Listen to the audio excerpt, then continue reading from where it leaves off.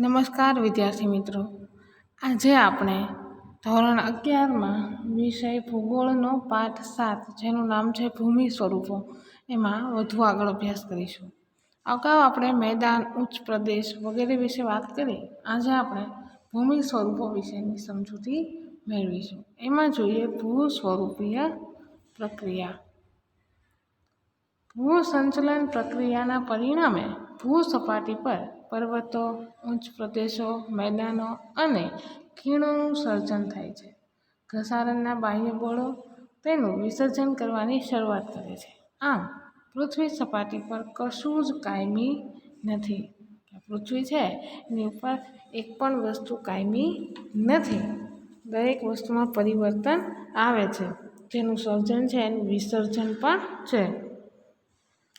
બાહ્ય બળોનો આદિ સ્ત્રોત સૂર્ય છે. સૂર્ય શું છે? તો કે બાહ્ય બળોનો આદિ એટલે જૂનો સ્ત્રોત, વર્ષો પુરાનો. તેના ફળ સ્વરૂપે પવન, નદી, હિમનદીનો ઉદ્ભવ, સમુદ્ર મોજા વગેરે સમથળ સ્થાપક બળો નિર્માણ પામે છે. સૂર્યના પ્રતાપે જ સજીવ સૃષ્ટિમાં પવન, નદી, હિમનદીનો ઉદ્ભવ, સમુદ્રના મોજા દરેક જે સ્થાપક બળ છે એ નિર્માણ પામે છે. તે ઘસારણ, સ્થળાંતરણ અને નિક્ષેપણ એમ ત્રિવિધ પ્રક્રિયાને કારણે ભૂમિ સ્વરૂપોનો ઉદ્ભવ અને હાસ થાય છે. અહીં સમથળ સ્થાપક બળના બે વિભાગ પડે છે. કયા છે? તો સ્થાયી બળો અને ગતિશીલ બળો. એમાં જોઈએ પહેલો પ્રકાર સ્થાયી બળો. સ્થાયી બળ એટલે શું? તો કે જે બળ જે તે ખડક પદાર્થને તેની મૂળ જગ્યાએ જ તોડી નાખે છે તેને સ્થાયી બળ કહેવાય. કોઈ પણ ખડક પદાર્થ હોય એની મૂળ જગ્યા હોય ત્યાં ને ત્યાં જ એને તોડી નાખે એવા બળને સ્થાયી બળ કહેવાય. તેની અંદર સૂર્યની ગરમી, ભેજવાળી હવા, હિમ, વરસાદ, વનસ્પતિના મૂળ, જીવજંતુ અને માનવીનો સમાવેશ થાય છે. આ બધા કેવા છે? સ્થાયી બળ. શા માટે? તો કે ખડક પદાર્થને તેની મૂળ જગ્યાએ તોડી નાખે છે. ગરમીના લીધે, પવનના લીધે, વરસાદના લીધે, ભેજવાળી હવાના લીધે કેટલાક ખડકો ત્યાં ને ત્યાં તૂટી જાય છે તો એને સ્થાયી બળ કહેવાય. આ બળોને ગતિ હોતી નથી. ક્યાંય ફરી શકતા નથી. એક જ જગ્યા પર સ્થિર હોય છે. તેથી તેને સ્થાયી બળ કહે છે. આ બળો સપાટી નજીકના સ્તરોના ખડકોને તોડીને અપક્ષરણની ક્રિયા કરે છે. ત્યારબાદ આવે છે ખવાણ. પૃથ્વી સપાટી પર આવેલા ખુલ્લા ખડકો કે તેની થોડી ઊંડાઈ સુધી રહેલા ખડકોનું એના એ જ સ્થાન ઉપર ભૌતિક, રાસાયણિક કે જૈવિક ક્રિયા દ્વારા વિભંજન અને વિઘટન થાય છે. તે ક્રિયાને શું કહેવાય છે? ખવાણ. કે પૃથ્વી સપાટી હોય એની ઉપર કેટલાક ખુલ્લા ખડકો હોય, કેટલાક ખડકો ઊંડાઈ સુધી જયેલા હોય તો આવા ભૌતિક અથવા તો રાસાયણિક અથવા તો જૈવિક આવી કોઈ પણ ક્રિયા દ્વારા એનું વિભંજન થાય છે, વિઘટન થાય છે. વિઘટન એટલે છૂટા પડવું. તો આ ક્રિયાને કહેવાય છે ખવાણ. કારણ કે ખડક છે એ મોટા હોય એમાંથી એ નાના નાના બનતા હોય છે. ખવાણના મુખ્ય બે પ્રકાર છે. કયા પ્રકાર છે? તો એક તો ભૌતિક ખવાણ અને બીજું છે રાસાયણિક ખવાણ. આ ભૌતિક ખવાણ એટલે શું? એમાં જોઈએ કે તાપમાન, વરસાદ, હિમ, વનસ્પતિ અને માનવ પ્રવૃત્તિ દ્વારા ખડકો તૂટવાની પ્રક્રિયા થાય છે. કે વધારે તડકો હોય તો કેટલાક ખડક તૂટી જાય, કેટલાક વરસાદના લીધે, હિમ એટલે કે બરફના લીધે, કોઈ વનસ્પતિ અથવા તો માનવીની કોઈ એવી પ્રવૃત્તિ હોય એના દ્વારા ખડકો તૂટવાની પ્રક્રિયા થાય છે અને તેમાં તેમનું ભૌતિક સ્વરૂપ બદલાઈ જાય છે. પરંતુ રાસાયણિક બંધારણમાં કોઈ એનો ફેરફાર થતો નથી. એક પણ રાસાયણિક બંધારણ એનું એવું ને એવું જ રહે છે, પણ ભૌતિક એટલે કે બાહ્ય રીતે એ તૂટી જાય છે. તેને ભૌતિક ખવાણ કહેવાય છે. હવે એની અંદર આપણે જોઈએ તાપમાન. કે તાપમાનના લીધે ખડક છે એનું વિઘટન થાય છે. સૂર્યની ગરમીના કારણે ખુલ્લા ખડકો તપે છે. પૃથ્વી ઉપર ખડક આવેલા હોય તો જ્યારે ગરમી વધે તો એના લીધે તપી જાય છે. તેથી તેનું પ્રસરણ થતાં તેના કદમાં વધારો થાય છે. રાત્રે તાપમાન ઘટે છે એટલે શું થાય છે? એનું સંકોચન. કારણ કે ગરમીના લીધે એના કદમાં વધારો થાય, એ પ્રસરણ પામે છે અને તાપમાન ઘટતાં એ સંકોચાઈ જાય છે. આમ આ ક્રિયા નિરંતર ચાલ્યા કરે છે. પરિણામે ખડકોમાં તિરાડ પડે, એટલે ગરમ થાય અને ઠંડા પડે, એટલે સંકોચાય અને પ્રસરણ પામે. તો એના લીધે શું થાય છે? ખડકોમાં તિરાડ પડે છે. કાળક્રમે ખડકોના નાના મોટા ટુકડા થવા લાગે છે. ખડકમાં તિરાડ પડે એટલે શું થાય? નાના મોટા ટુકડા થઈ જાય, જેને કહેવાય છે ખંડ વિભંજન. ખંડ વિભંજન એટલે શું? તો કે ખડકો પ્રસરણ પામે અને સંકોચાય, એના પરિણામે એમાં તિરાડ પડે છે અને નાના મોટા ટુકડા થાય છે. આ પ્રક્રિયાને ખંડ વિભંજન કહેવાય. બેસાલ્ટ ખડકો ઉપર આવું ખવાણ વિશેષ જોવા મળે છે કે તે તાપમાનના લીધે પ્રસરણ પામે છે અને સંકોચાય છે. ખનિજ દ્રવ્યોના ગરમીથી પ્રસરણ પામવાની અને ઠંડીથી સંકોચન પામવાની ક્ષમતા અલગ અલગ હોવાથી પ્રસરણ અને સંકોચન અસમાન રીતે થવાથી ખડકોમાંથી નાના મોટા કણ છૂટા પડે છે. કે પ્રસરણ અને સંકોચન અસમાન રીતે જોવા મળે છે. તેના લીધે શું થાય છે? નાના મોટા કણ અલગ પડે છે. તો જે ખડક ટુકડાનું વિભંજન થાય ને ખંડ વિભંજન કહેવાય, એવી રીતે નાના નાના કણ છૂટા પડે ને કણ વિભંજન કહે છે. જેની અંદર રેતી ખડકો અને ગ્રેનાઇટ ખડકોમાં કણ વિભંજન જોવા મળે છે. કે પથ્થરમાંથી જે ઝીણી ઝીણી રેતી બને છે એ નાના નાના કણમાં વિભાજિત થાય છે, તો એને કહેવાય કણ વિભંજન. એક સ્તર ઉપર બીજું સ્તર ગોઠવાયેલું હોય એવા ખડકોમાં એક સ્તર પછી બીજું સ્તર અલગ પડે તો એને સ્તર વિભંજન કહે છે. સ્તર વિભંજનનું બીજું નામ છે પડ ખવાણ. કે અલગ અલગ પડ હોય, સ્તર હોય, એનું ખવાણ થાય તો દરેક પડ છે એ અલગ પડે છે અને એને કહેવાય સ્તર વિભંજન. બેસાલ્ટ ખડકોમાં સામાન્ય રીતે આ પ્રકારનું વિભંજન જોવા મળે છે. વિદ્યાર્થી મિત્રો, અહીં તમને ખંડ વિભંજનની આકૃતિ આપી છે, સાથે સાથે સ્તર વિભંજન અને કણ વિભંજનની પણ આકૃતિ આપી છે. કે એક આખો મોટો પથ્થર છે, એની અંદરના નાના મોટા ટુકડા જે બન્યા એ છે ખંડ વિભંજન. કે આ મોટા પથ્થરમાંથી આવા નાના નાના ટુકડા બન્યા એ ખંડમાં સ્વરૂપ પામ્યા, તે ખંડ વિભંજન. જ્યારે મોટી કોઈ સ્તરવાળી શિલા હોય તો એમાંથી અલગ અલગ સ્તર બન્યા, અલગ અલગ પડ છૂટા પડ્યા, તો એ છે સ્તર વિભંજન. અને એક પથ્થરમાંથી નાના નાના કણ રેતીના ટુકડા તરીકે, રેતીના કણ સ્વરૂપે છૂટા પડે છે, તો આ બધા શું છે? કણ વિભંજન. ત્યારબાદ જોઈએ હિમ. ખૂબ જ ઊંચાઈ ધરાવતા પર્વતો અને ઊંચા અક્ષાંશના ઠંડા પ્રદેશોમાં દિવસ દરમિયાન તિરાડોમાં ભરાઈ રહેલું પાણી રાત્રે હિમમાં રૂપાંતર થાય છે. કે જ્યારે બહુ પર્વતની ઊંચાઈ હોય એટલે એ ઊંચાઈ ઉપર જ્યાં વધુ ઠંડી પડતી હોય તો જે પર્વતની અંદર જે તિરાડો હોય એની અંદર પાણી ભરાયેલું હોય તો એ શું બની જાય છે? હિમ. હિમ એટલે કે બરફ. પાણી કરતાં હિમ વધુ જગ્યા રોકે છે. પાણી તો ગમે ત્યાં સમાઈ જાય છે, જ્યારે હિમ છે એ વધુ જગ્યા રોકે છે. તેથી તે ખડકોની બાજુ પર દબાણ કરે છે. તેથી તેની તિરાડો ક્રમશઃ વધુને વધુ પહોળી બને છે. કે પર્વતોની અંદર હિમ એટલે કે બરફ બને છે અને એ ખડકની બાજુ પર દબાણ કરે છે, એટલે એ વધુ જગ્યા પહોળી બનાવે છે. અને કાળક્રમે સખત ખડકોની અંદર ખંડ વિભંજન અને છિદ્રાળુ ખડકો હોય તો એની અંદર કણ વિભંજન થાય છે. વરસાદ કે પવનના સતત અનુભવાતા ઘસારણથી ખડકો પોતાની મૂળ જગ્યાએ વિભંજન પામે છે. વનસ્પતિના મૂળ ખડકોમાં તિરાડોમાં પ્રવેશી ખડકોને તોડે છે. જીવજંતુઓ અને કેટલાક પ્રાણીઓ જમીન તથા ખડકોને કોતરી પોતાના દર બનાવીને ખડકોને તોડે છે. તેમજ માનવ આર્થિક પ્રવૃત્તિ માટે ખડકો તોડીને ખનિજો મેળવવા ખડકોનું વિભંજન કરે છે.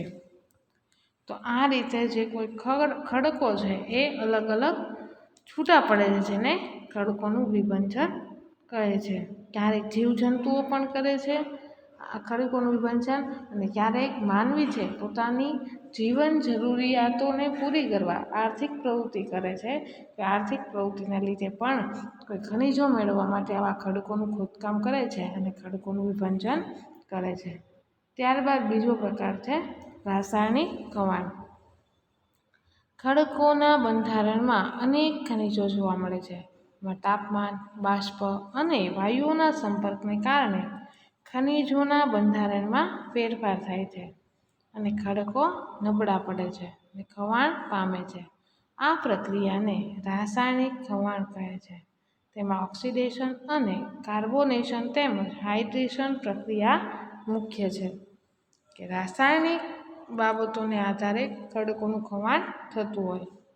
મોસમી આબોહવા ધરાવતા પ્રદેશોમાં ઓક્સિજન વાયુ સ્વતંત્ર રીતે કે પાણીના સંયોજન રૂપે લોહ તત્વવાળા ખડકો પર ઓક્સાઇડ, એટલે આપણે જેને કાટ કહીએ છીએ, જ્યારે ચોમાસામાં લોખંડને લાગે છે ને કાટ, એ કાટ લાગી જાય છે, તો આ પ્રક્રિયાને શું કહેવાય? ઓક્સિડેશન.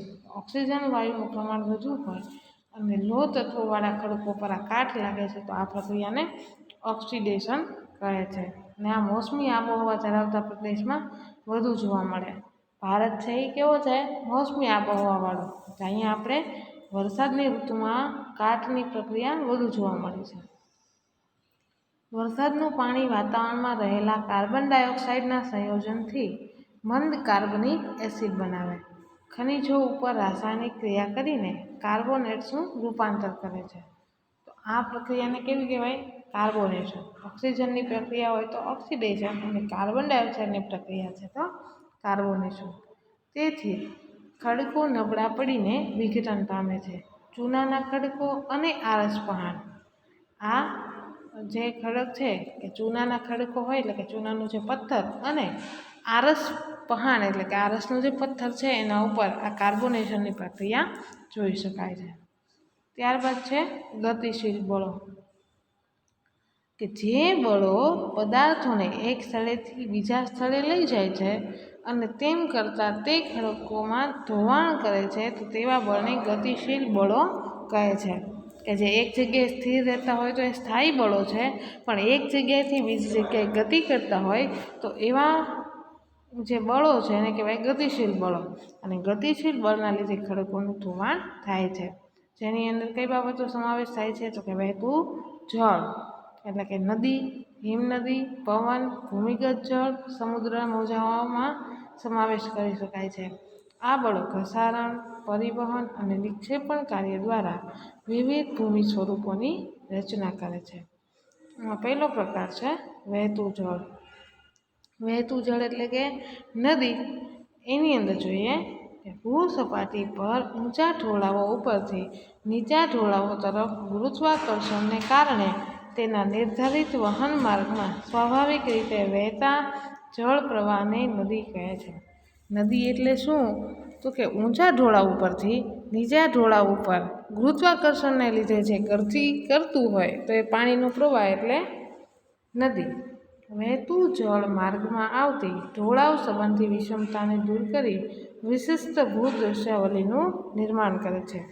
જે વહેતું પાણી છે એ ઢોળાવની અંદર કેટલીક વિષમતાઓ આવે એને દૂર કરીને એક અલગ ભૂદૃશ્યાવલી બનાવે છે. આમ નદીનું કાર્ય ઘસારણ, પરિવહન અને વિક્ષેપણ એમ 3 ભાગમાં વહેંચી શકાય. તો નદીનું કાર્ય છે એમાં આપણે જોઈએ ઘસારણ કાર્ય. કે નદી પોતાના માર્ગમાં આવતા ખડકોને તોડીને વહન બોજ છૂટો પાડે છે, જે ઘસારણ પ્રક્રિયામાં ઓજાર બને છે. આમ ઘસારણનો આધાર વહન બોજનો જથ્થો, કદ, આકાર, નદીના પ્રવાહનો ઢોળાવ, ખડકોનું બંધારણ અને નદીના વેગ ઉપર રહે છે. નદીના ઘસારણ કાર્યથી વી-આકારની ખીણ એટલે કે જળધોધ, કોતરો અને સંરચનાત્મક પગથિયા જેવા ભૂમિ સ્વરૂપો બને છે. તો કારણ કે નદીનું પાણી જેમ વહેતું આવે એમ એની સાથે ઘણી બધી વસ્તુઓ સાથે લઈ આવતું હોય. એટલે આ ઘસારણ પ્રક્રિયા જોઈ શકીએ. અહીંયા તમે જોઈ શકો છો આકૃતિની અંદર કે નદી છે એ પર્વતમાંથી આવે છે. હવે પર્વતમાંથી આવે છે એટલે કે ઉપરથી નીચેની દિશા તરફ વહે છે અને એ સમુદ્રમાં ઠલવાય છે. એટલે ઘસારણ દ્વારા એ પણ પથ્થરોનું ધોવાણ કરતી હોય છે.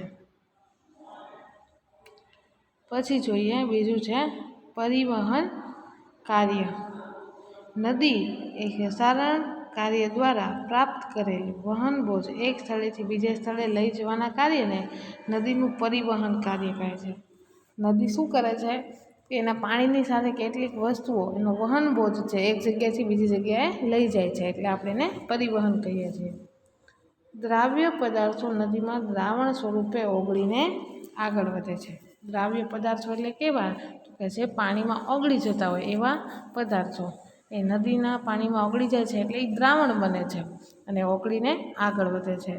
અને કેટલાક સૂક્ષ્મ કણો એટલે કે નાના નાના કણો છે એ તરલ અવસ્થામાં, તરલ એટલે કે પાણીની ઉપર તરતા હોય એવી અવસ્થામાં, અને કેટલાક મોટા કદના જે કાંકરા છે એ નદી તળ ઉપર કૂદતા કે ઘસડાતા આગળ ખેંચાઈ જાય છે.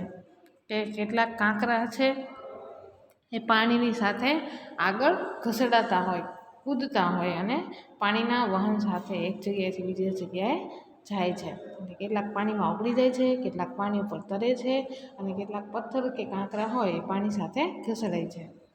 ત્યારબાદ ત્રીજું કાર્ય છે નિક્ષેપણ કાર્ય. ઘસારણ કાર્ય દ્વારા મેળવેલો વહન બોજ પાણીના વેગમાં ઘટાડો થતાં નદી તે વહન બોજને જે તે સ્થળે પાથરે છે.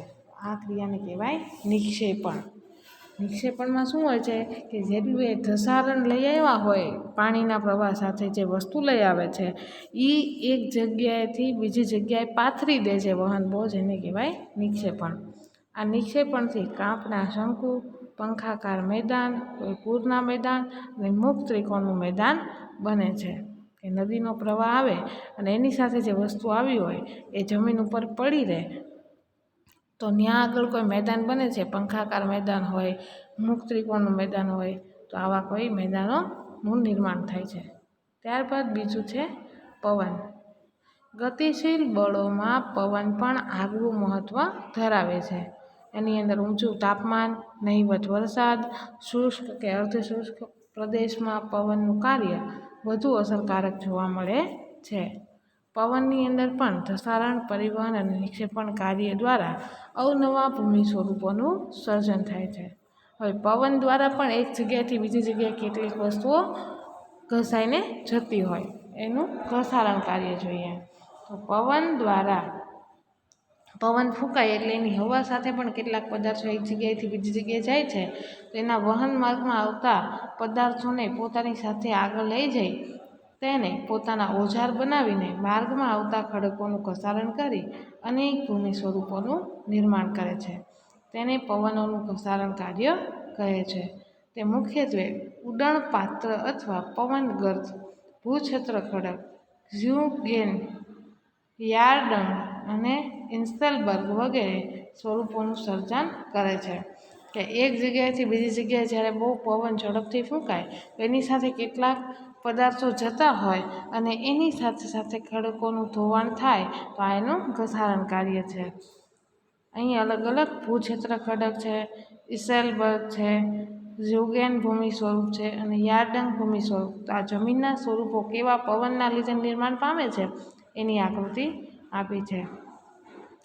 ત્યારબાદ છે નિક્ષેપણ કાર્ય. એ પવનને લીધે પણ નિક્ષેપણ થાય છે. પવન એક જગ્યાએથી બીજી જગ્યાએ જાય અને કેટલાક જે રેતી, માટી એ બધું એક જગ્યાએથી બીજી જગ્યાએ લઈ જાય અને જમીન ઉપર જ્યાં આગળ આ રેતી અને માટી ભેગા થાય છે ત્યાં કોઈ નવું ભૂમિ સ્વરૂપ રચાય છે, તો એનું એ નિક્ષેપણ કાર્ય કહેવાય. કે પવનની ઘસારણ કાર્યથી પ્રાપ્ત કરેલ વહન બોજ પવનનો વેગ ઘટવાના પરિણામે એના માર્ગમાં ઝાડી, ઝાકરા, વૃક્ષ કે ઊંચા ખડકાળ ભાગો વગેરે અવરોધ આવે ત્યારે તે નિક્ષેપણ કરે છે. કે પવન ફૂંકાતો હોય તો પવનની સાથે જે વસ્તુઓ જતી હોય, રસ્તામાં ક્યાંક ઝાડી ઝાકરા હોય, વૃક્ષો હોય, ઊંચા ખડકાળ ભાગ હોય તો ત્યાંથી પવન વધુ આગળ જઈ શકતો નથી, એટલે ત્યાં એ બધી વસ્તુઓ પડી રહે છે અને એનું નિક્ષેપણ થાય છે, જેને પવનનું નિક્ષેપણ કાર્ય કહે છે. તેનાથી રેતીના ઢૂવા, એનું બીજું નામ શું છે? બારખાંજ અને લોયસના મેદાનો બને છે. રેતીના ઢૂવા ખાસ કરીને રણ મેદાનમાં બનતા હોય છે કે જ્યારે આ પવન આમ બહુ વધારે વાયુ વેગે ફૂંકાતો હોય તો એની સાથે રેતી પણ ઉડી જતી હોય. હવે પવન સ્થિર થઈ જાય છે એટલે રેતી પણ ત્યાં આગળ ઢગલો થઈને પડે છે અને ત્યાં રેતીનો ઢગલો થાય છે, જે રેતીના ઢૂવા તરીકે આપણે ઓળખીએ છીએ. એટલે રણ મેદાનમાં આ નિક્ષેપણ કાર્ય આપણને વધુ જોવા મળે છે. ત્યારબાદ આવે છે હિમનદી. ઊંચા અક્ષાંશોમાં આવેલા પ્રદેશો અને ઊંચી પર્વત શ્રેણીમાં હિમવૃષ્ટિ થતી હોય કે જ્યાં વધારે ઠંડુ વાતાવરણ હોય ત્યાં બરફનો વરસાદ થાય છે. આ હિમવૃષ્ટિના પરિણામે જમા થયેલું હિમ ધીમે ધીમે ઢોળાવ તરફ સરકે છે કે જ્યાં બરફ છે ધીમે ધીમે શું થાય, જેમ ઢોળાવ હોય એ ભાગ તરફ સરકતો જતો હોય. આવા હિમના સરકતા જથ્થાને હિમનદી કહે છે. તે પણ ઘસારણ, પરિવહન અને નિક્ષેપણ કાર્ય દ્વારા અવનવા ભૂમિ સ્વરૂપોનું સર્જન કરે છે. હવે હિમનદી પણ કેટલીક વસ્તુઓ લઈને સાથે આવતી હોય એનું ઘસારણ કાર્ય જોઈએ કે હિમનદીના માર્ગમાં આવતા ખડકના ટુકડા અથવા અન્ય વહન બોજ બરફમાં જકડાયેલી સ્થિતિમાં હોય છે. તે ઘસારણના ઓજાર જેવું કામ કરે છે. તેને પરિણામે યુ આકારની ખીણ, લટકતી ખીણ, સર્ગ, એરેટી, ફિયોર્ડ અને કિનારાની રચના કરે છે. કે હિમનદી છે એ ઘસારણ દ્વારા જે કંઈ વસ્તુઓ સાથે લાવે છે એના આધારે પરિણામે આપણને યુ આકારની ખીણ ને એ બધી વસ્તુઓ જોવા મળે છે કે આ જે ખીણ રચાય છે કેવી છે? યુ આકારની. પછી આવો જે ભાગ હોય કે હિમનદી ઉપરથી ધીમે ધીમે બરફ લઈને સરકે છે તો આવી સર્ક પણ ઉત્પન્ન થાય છે. પછી છે હિમનદીનું શું, એ તમે એને આકૃતિ દ્વારા જોઈ શકો છો. હવે હિમનદીનું આપણે ઘસારણ કાર્ય જોયું, હવે એનું નિક્ષેપણ કાર્ય જોઈએ. જેમ નદી કેટલો ભાગ છે ત્યાં મૂકી દે છે અને કંઈ નિક્ષેપણ થાય છે, એવી રીતે હિમનદીનું પણ નિક્ષેપણ કાર્ય હોય છે. હિમનદી જ્યારે હિમરેખાથી વધુ નીચે ઉતરે ત્યારે હિમ પીગળવા લાગે કે જ્યારે ઊંચા અક્ષાંશવાળામાં તો ઠંડી હોય એટલે એ બરફ ઓગળતો નથી, પણ જ્યારે જેમ જેમ એ બરફ નીચે આવતો જાય, જેમ ગરમીમાં આવે ત્યારે હિમ છે એટલે બરફ છે એ શું કરે? પીગળવા લાગે. આથી તેમાં જકડાઈ રહેલો બોજ હિમનદીના વહનમાર્ગમાં જુદી જુદી જગ્યાએ પથરાઈ જાય છે. એટલે એ બરફની સાથે જે બીજો કોઈ રેતી, કાંકરા, પથ્થર, અન્ય કોઈ પદાર્થો હોય એ બરફ ઓગળવાને લીધે વહનમાર્ગની અંદર જુદી જુદી જગ્યાએ પથરાઈ જાય. તેને હિમનદીનું નિક્ષેપણ કાર્ય કહેવાય. આ નિક્ષેપણથી હિમ અશ્માવલી રચાય છે, જે સ્થાનના આધારે પાર્શ્વીય, મધ્યસ્થ, તલસ્થ અને અંતિમ એમ હિમ અશ્માવલી તરીકે ઓળખાય છે. વિદ્યાર્થી મિત્રો, અહીં તમે આકૃતિમાં હિમ અશ્માવલીને જોઈ શકો છો કે જે આ ઉપરથી જે રીતે આવતો હોય હિમ પીગળીને, એની સાથે કેટલાક બધા પદાર્થો નાના મોટા આવતા હોય તો એની અંદર જે પદાર્થો છે એની અશ્માવલી બને છે. તો એના અહીંયા આગળ નામ છે પાર્શ્વીય, પછીની મધ્યસ્થ, પછી તલસ્થ અને છેલ્લે છે અંતિમ. આવી બધી હિમ અશ્માવલીની અંદર કાંકરા, રેતી, ખડકો વગેરે હોય છે. પછીનું છે ભૂમિગત જળ. ભૂમિગત જળ એટલે કે જમીનની અંદરનું રહેલું જળ.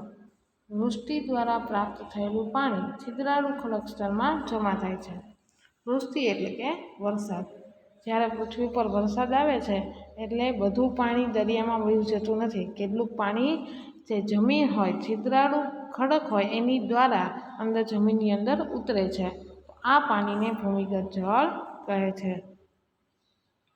વરસાદનું દ્રાવણયુક્ત પાણી નીચેના ખડક સ્તરોમાં ઉતરે છે અને માર્ગમાં આવતા ખડક પદાર્થોનું એ ધોવાણ કરે છે. ચૂનાળુ ખડકોવાળા પ્રદેશોમાં વિશિષ્ટ ભૂમિદૃશ્યો રચાય છે. તેને ચૂનાળુ ખડકોની ભૂદૃશ્યાવલી અથવા તો કાર્સ્ટ ભૂદૃશ્યાવલી કહે છે. અહીંયા આકૃતિમાં આપ્યું છે તમને કાર્સ્ટ ભૂદૃશ્યાવલી. પછી જોઈએ આગળ, ચૂનાના ખડક સ્તરોમાં સાંધામાં સપાટી પરનું પાણી અનેક છિદ્રની રચના કરે છે, જેને કહેવાય ડૂબક છિદ્ર. આ ડૂબક છિદ્રો ઘસારણ દ્વારા કદ વિસ્તાર થતાં તે યુવાલા, ડોલાઇન્સ અને પોલ્સમાં રૂપાંતર પામે છે. વધુ ઊંડાઈએ ઉતરેલા ભૂમિગત જળને લીધે ગુફાની છત ઉપર તથા તળિયે ચૂનાના થર જામે છે. તેમાંથી અધોગામી, ઉર્ધ્વગામી તેમજ ગુફા સ્તંભની રચના થાય છે. જો ગુફાની છત તૂટી પડે તો સપાટી ઉપર વિશાળ ગર્ત એટલે કે ગુફા રચાય છે, જેને પોલ્ઝ કહે છે.